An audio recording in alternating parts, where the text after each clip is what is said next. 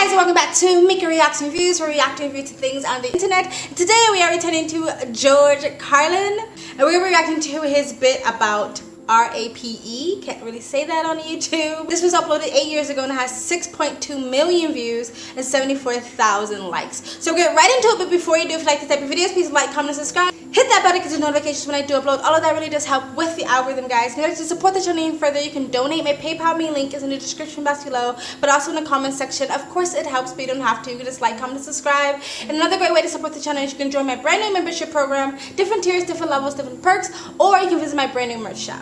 If you guys like the type of videos I react to on this channel, if you like the music and the type of conversations we have, pick up one of these statement shirts today. Start a conversation, speak your mind. We carry t-shirts, hoodies, sweatshirts. Christmas is coming up. Pick up a Christmas gift or two, or just treat yourself, and it's a way for you guys to support this channel. 9 to 12 business days for the United States, 12 to 15 business days international, and 4 to 5 rush domestic for the holiday season. Pick up your shirt today. Other than that, sit back, relax, and enjoy the video. Oh, some people don't like you to talk like that. Oh, some people would like to shut you up for saying those things. You know that. Lots of people, lots of groups in this country want to tell you how to talk, tell you what you can't talk about. Well, sometimes they'll say, well, you can talk about something, but you can't joke about it. Say you can't joke about something because it's not funny. Comedians run into that shit all the time. Like rape, they'll say, you can't joke about rape. Rape's not funny. I say, fuck you, I think it's hilarious. How do you like that? I can prove to you that rape is funny. Picture Porky Pig raping Elmer Fudd. See, hey, why do you think they call him Porky, huh? I know what you're gonna say. Elmer was asking for it. Elmer was coming on to Porky. Porky couldn't help himself. He got a hard on. He got horny. He lost control. He went out of his mind. A lot of men talk like that. A lot of men think that way. They think it's the woman's fault. They like to blame the rape on the woman. Say, hey, she had it coming. She was wearing a short skirt. These guys think women ought to go to prison for being cock teasers. Don't seem fair to me. Don't seem right. But you can joke about it. That is very true. Okay, so comedians have been dealing with this issue for a long time. This is just not a new thing. It's not a new fake woke virtue signaling social justice warrior thing where people come out and say comedians aren't allowed to say certain things because certain groups or offend certain groups, or their words are violence or cause harm or whatever. To say that certain comedians or all comedians can't joke about certain things. Some people actually think that comedians should only be able to joke about what's in their group, right? Like a white comedian shouldn't be able to joke about black stuff, and a man shouldn't be able to joke about women's issues, or a cis person or a straight person shouldn't be able to joke about the LGBTQ plus community, like Dave Chappelle. But the truth of the matter is comedy is just one of those genres where you are allowed to joke about anyone. And if you want equality, you can't say that I want equality, but I want to be in a special group where you're not allowed to joke about us, you're not allowed to tease about me or my situation or anything like that, because then that's not equality. So you're either can joke about anyone, any group, any situation, or joke about nothing. You know what I mean? But yeah, the whole visual of Porky Pig and Elmer Fudd is actually really disturbing.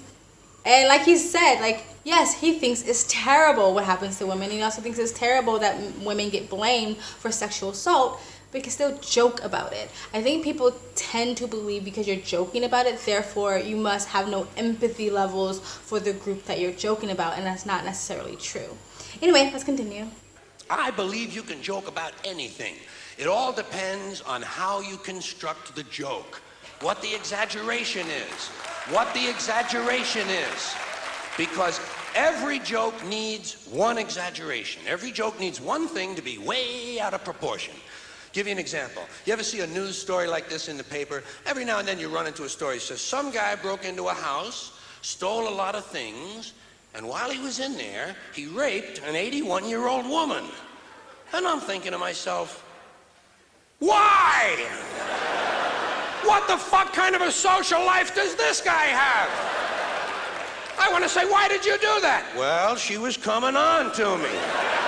In some ways, I agree with him. Like I've heard other comedians say this. Say it's really about the construction of the joke, the punchline of the joke. If you very much over exaggerate something that people, where it's very clearly a joke, then you should be able to joke about anything. If people don't laugh, it's not that because the joke was untasteful. It was just a bad joke. I personally think you can still joke about anything, no matter how you construct it. If it's a bad joke, it's a bad joke. But you can still joke about whatever you want.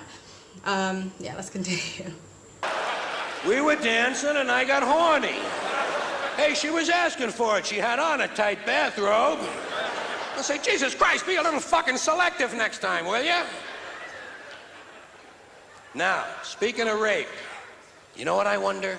I wonder, is there more rape at the equator or the North Pole? These are the kind of things I think about when I'm sitting home alone and the power goes out.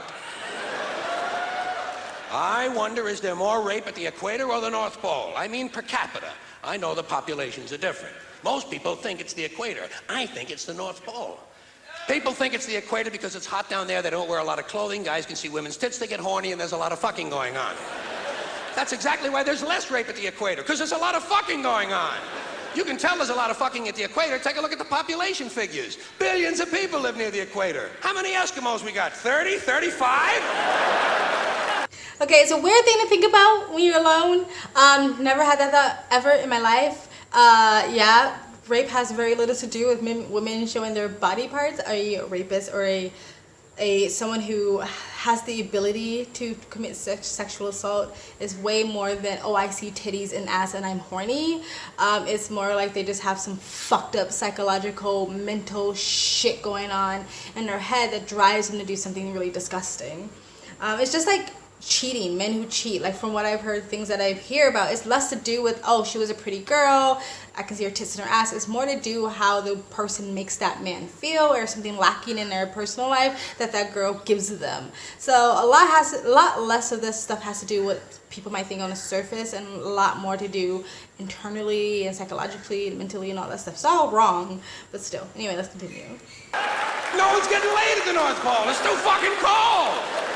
Guys say to their wives, hey, tonight, honey, huh? Tonight, huh? Are you crazy? The wind chill factor is 300 below.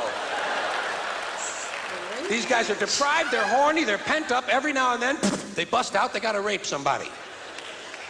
Now, the biggest problem an Eskimo rapist has, trying to get wet leather leggings off a woman who's kicking. Did you ever try to get leather pants off of someone who doesn't want to take them off? You would lose your heart on in the process. Up at the North Pole, your dick would shrivel up like a stack of dimes.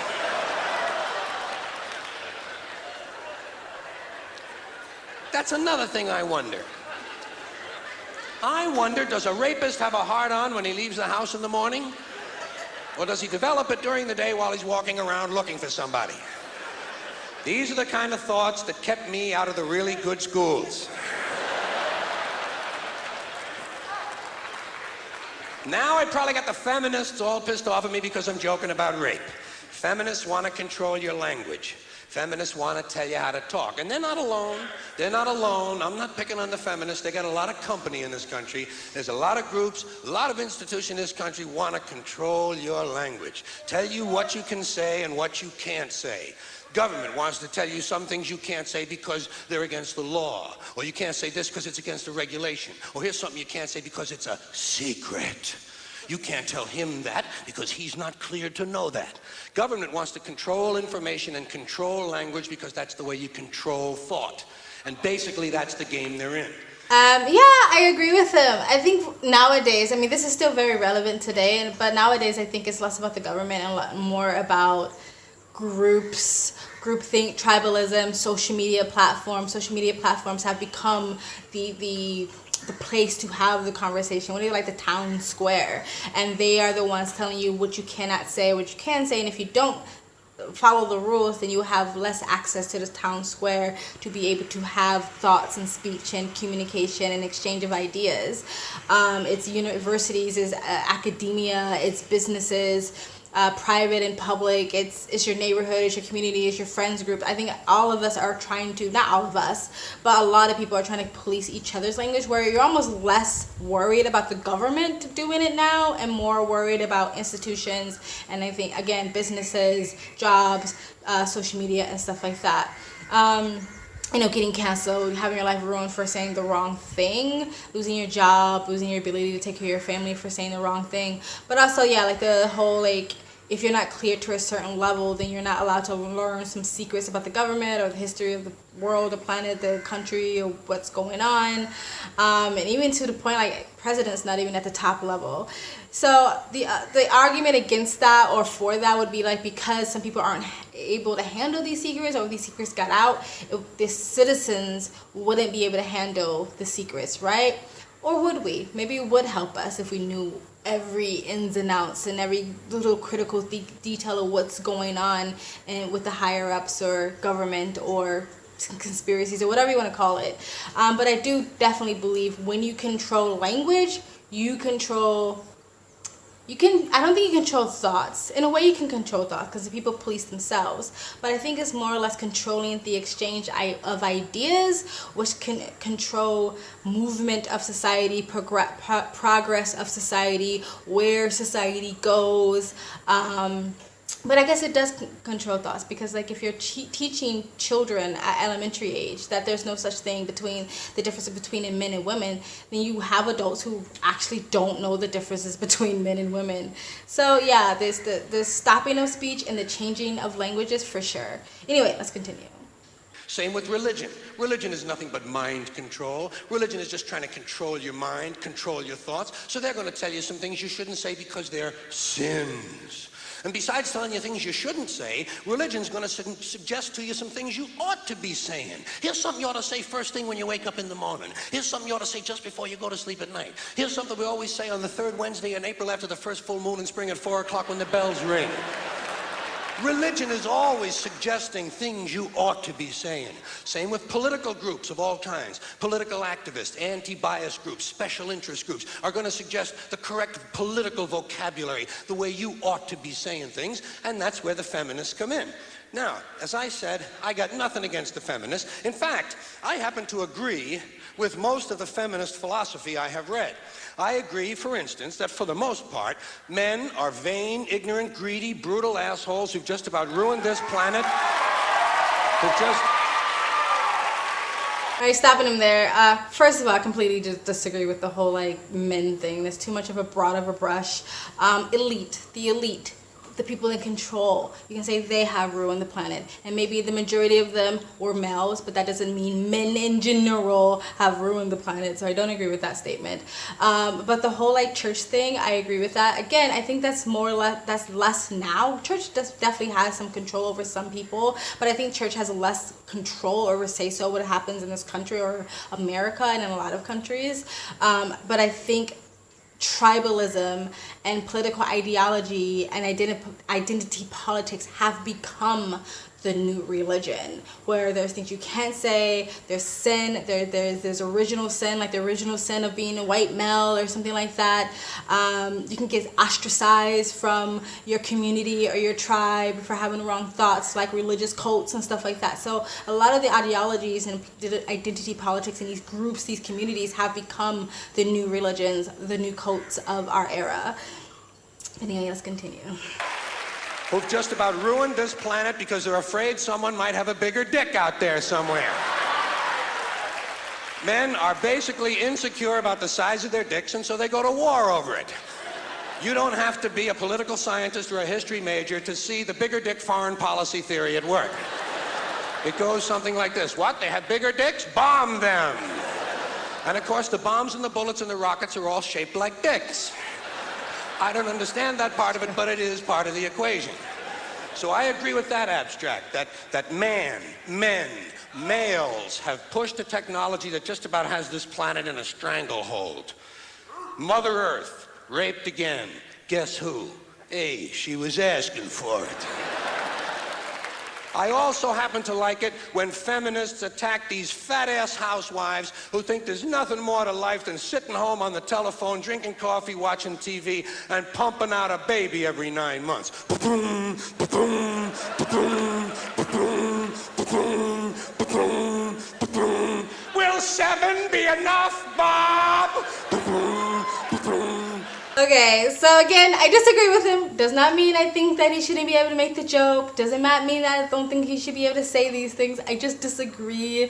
I think it's definitely around this era, this sort of downfall of the criticization of traditional families kind of started. So the idea that a housewife is nothing but a lazy woman with no brains, no intellect, no ambition, no skill. I think that's not true. Are there such things as lazy ass housewives? Of course there is. But raising a fucking human being is not easy. It's not fucking easy to create a human being and raise it, especially if you're doing a good job or the best job you possibly can at being a parent. It is hard work. It changes your whole fucking life. That's why I don't have fucking kids. But I respect people who are good parents, who are there, who are present in their kids' lives and busting their fucking asses trying to raise a human being to be a well-rounded adult. It's not this like this blase thing that you do. And by the way, how many fucking kids is this woman having? Jeez Louise. They must be wealthy as family. But anyway, I disagree with him. He can make the joke. I see the funny and the humor in it. I just disagree with him. And I know, again, this is just comedy and I should just laugh at it, but I don't see George Carlin as just a comedian. I see him as someone who speaks truth and philosophy and speaks to the culture and to society. So this is why I more or less dissect a lot of the comedians I react to, because I react to them because they're saying more than just jokes, in my opinion. Anyway, let's continue. But what's the alternative? What's the alternative to pumping out a unit every 9 months? Pointless careerism? Pointless careerism? Putting on a man-tailored suit with shoulder pads and imitating all the worst behavior of men? This is the noblest thing that women can think of? To take a job in a criminal corporation that's poisoning the environment and robbing customers out of their money? This is the worthiest thing they can think of? Isn't there something nobler they could do to be helping this planet heal? You don't hear much about that from these middle-class women. I've noticed that most of these feminists are white middle-class women. They don't give a shit about black women's problems. They don't care about Latino women. All they're interested in is their own reproductive freedom. I mean, now we have intersectionality, which is fucking screwed up. This is why I like George Carlin. Even if I disagree with him, I know he's well-rounded in his criticisms and what he talks about, who he strikes at. So he's talking about the good things that he feels is good about feminism, what feminists believe in, but he's also hitting on the things that he doesn't like about feminism, which it is like to be a strong woman is almost to put on the stereotypical idea of what masculinity is, even though masculinity is supposed to be bad and toxic and would destroy the planet. But to be a strong woman, you have to have all those traits, especially back then when he's talking about like the tailor suit with the shoulder pads, and shoulder pads are so disgusting. So not nice. But like I saw this special that was talking about women tropes or feminist tropes in these movies and why they bomb. And one of the things they said is like these women that are supposed to be these strong women usually just take on the worst parts or the worst things we don't like about men and put it on themselves, and somehow you take if the worst parts are within men, it's toxic, but if the worst parts are within women, then all of a sudden it makes you a strong woman. It doesn't really make any sense. You don't have to lose your femininity to be a strong woman, all right? Just FYI, but let's continue. And their pocketbooks. But when it comes to changing the language, I think they make some good points. Because we do think in language. And so the quality of our thoughts and ideas can only be as good as the quality of our language. So maybe some of this patriarchal shit ought to go away. I think spokesman ought to be spokesperson. I think chairman ought to be chairperson. I think mankind ought to be humankind. But they take it too far. They take themselves too seriously. They exaggerate. They want me to call that thing in the street a person-hole cover. I think that's taking it a little bit too far. What would you call a ladies' man? A person's person? That would make a he-man an it person. Little kids would be afraid of the boogie person.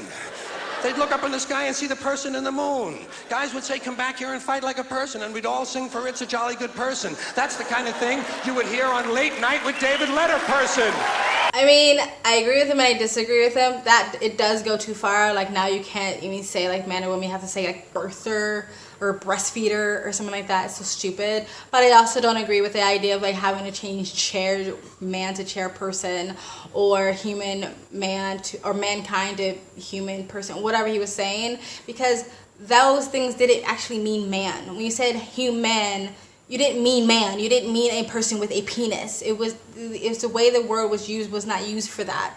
So like I think that's kind of ridiculous to have to like change. It's like people want to change the word from Black Friday because of black people, but the definition and history of Black Friday has nothing to do with race. So it has nothing to do with gender or sex. Then why should we have to change it? It's really just like just for feelings. Oh, it makes me feel better if you change it, but it really has nothing to do with race or gender. It's like people wanted to change a man to a woman. A man has nothing to do with gender or sex. So why do you have to change it?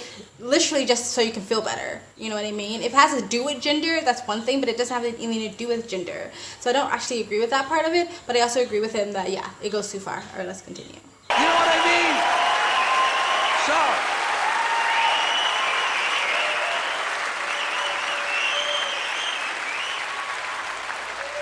So I think it's an exaggeration, and I like to piss off any group that takes itself a little bit too seriously. And it does not take a lot of imagination to piss off a feminist. All you gotta do is run into Now Headquarters or Ms. Magazine and say, hey, which one of you cute little cupcakes wants to come home and cook me a nice meal and give me a blowjob? Blowjob!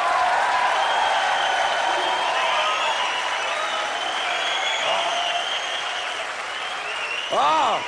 I mean, I think it takes less than that to piss off a feminist, but let's continue. You want to piss off a feminist? Call her a cum catcher. That'll get her attention. Ah, don't act disgusted.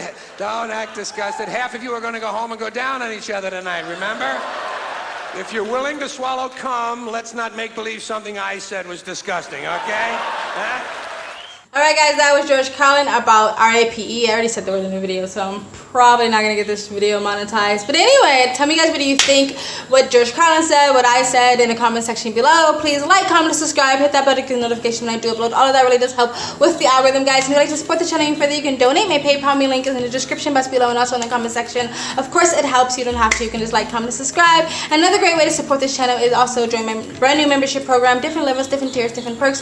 Or you can visit my brand new merch shop. We have great statement tees and mugs. Great way to tell the world what you're thinking, how you're feeling, and what music you're into. We have expedient shipping and it makes for great Christmas gifts. I also have a second travel vlog channel. I travel as a lifestyle. I live abroad. If you'd like to know where I am in the world, go to the description box below and also in the comment section. Hit the link. Go subscribe to my travel vlog channel and or follow me on my travel Instagram. My stories is usually what's most up to date. And you guys have an amazing day. Bye.